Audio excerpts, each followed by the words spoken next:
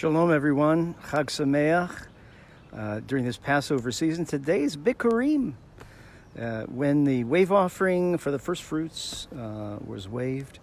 And here's Yeshua risen from the dead, the first fruits from the dead.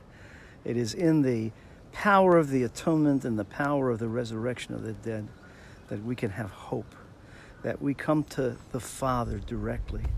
There's no in-between. It's just direct communication through the power of the Ruach HaKodesh with the Father. That's the function of the Ruach HaKodesh, is to bring us to Yeshua and Yeshua to the Father.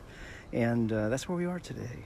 So as you spend time thinking about resurrection and putting off the old life and putting on the new life on an everyday basis, dying daily to yourself, living daily in the kingdom, living to God and interacting with Him in the morning. God, what exciting things do you have for me today?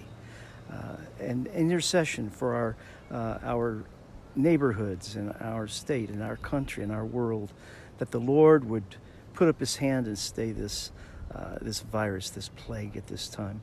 And it'll pass, but let's pray protection and blessing for ourselves, for our families, for the congregation at large, for those around about us. And again, let's be a resurrection person to those around us who live in death and have very little hope and are afraid. That we can impart that resurrection mentality, that there is life in the Messiah and life abundantly. And it comes from knowing Him and spending time with Him in an intimate fashion, getting to know Him, receiving what He has for us, and then becoming more and more those people who look like Yeshua, who think like Yeshua, talk like Yeshua.